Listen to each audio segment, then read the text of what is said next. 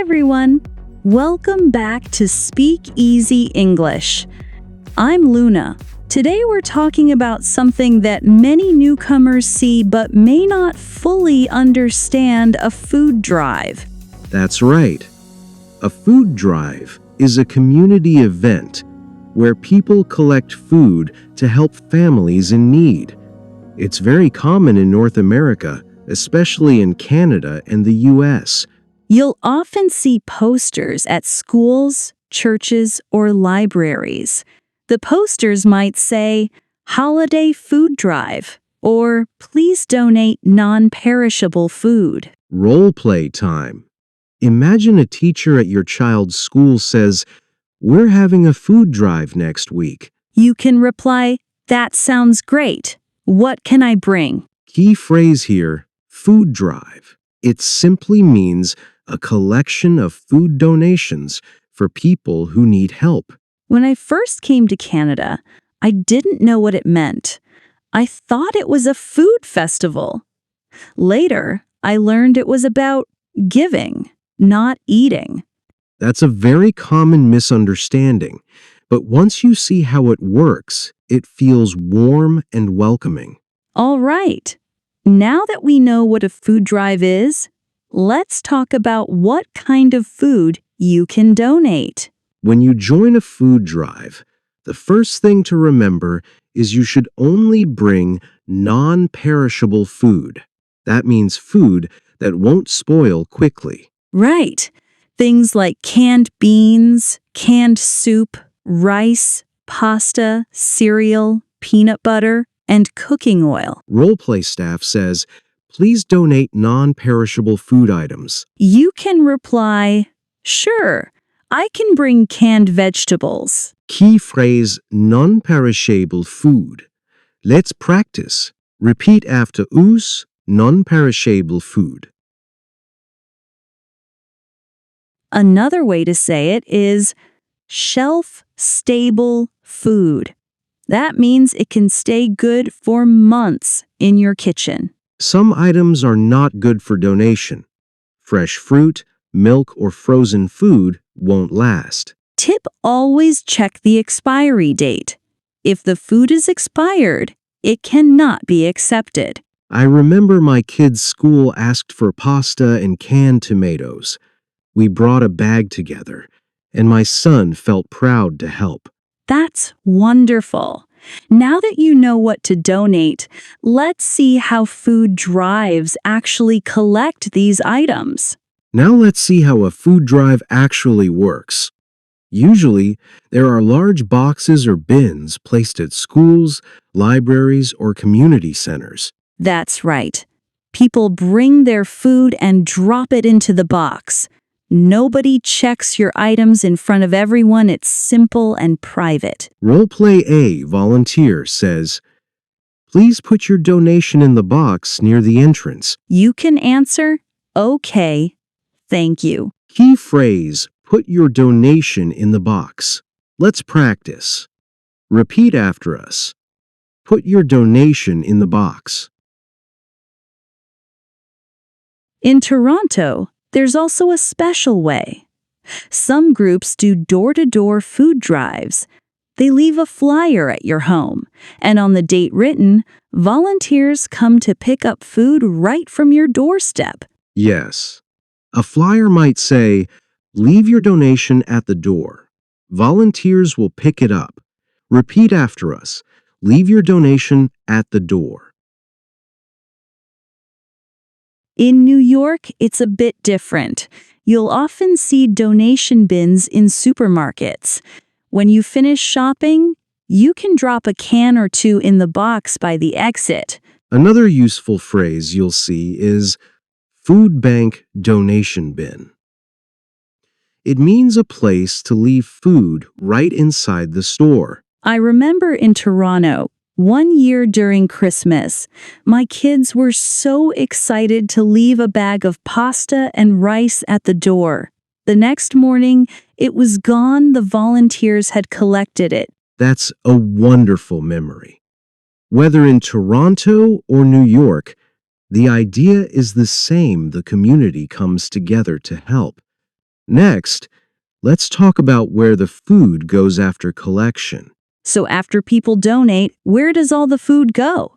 The answer is simple: volunteers take it to a food bank.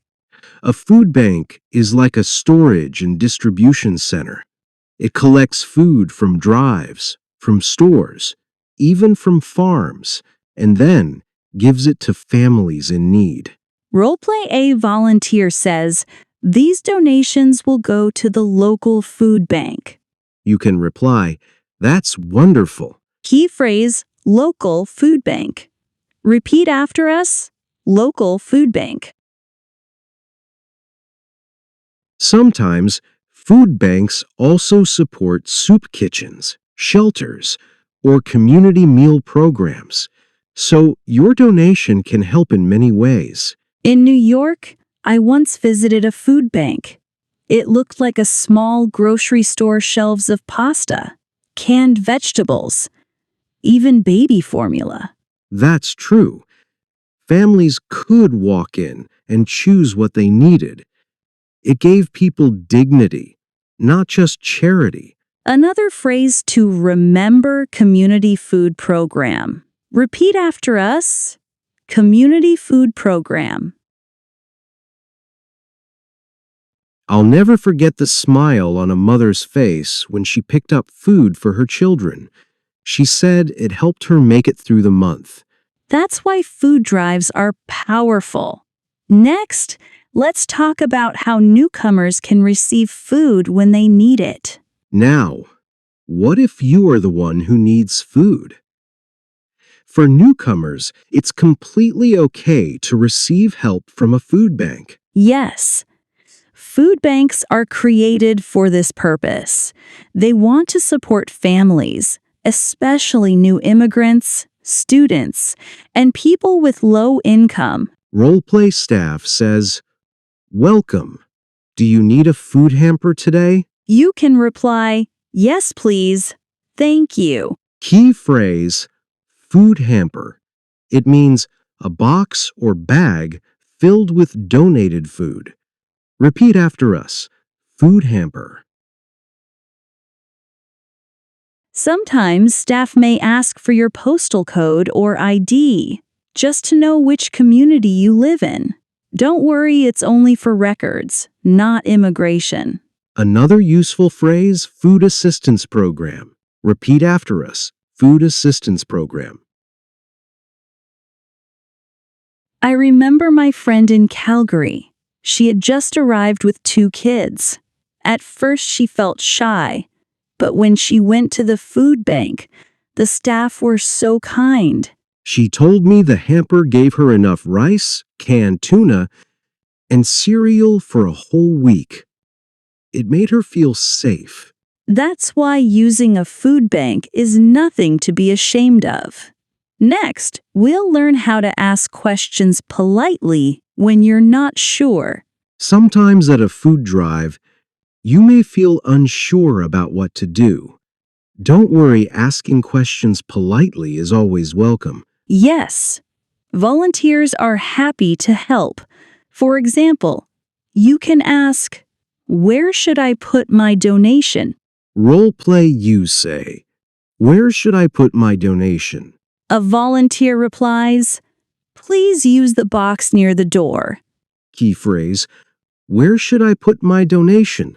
Repeat after us. Where should I put my donation? Another good question is, what kinds of food are needed most? Staff may answer, "We especially need canned vegetables and pasta." Key phrase, what kinds of food are needed most? Repeat after us. What kinds of food are needed most? When I was new in New York, I once asked this exact question. The volunteer smiled and explained everything clearly. I had a similar moment in Toronto. The staff told me we always need baby formula. I learned something important that day. See? Asking politely not only gives you answers, but also builds connections. Exactly. Now let's move to our final part, wrapping up what we learned and giving you a challenge. We've covered a lot today.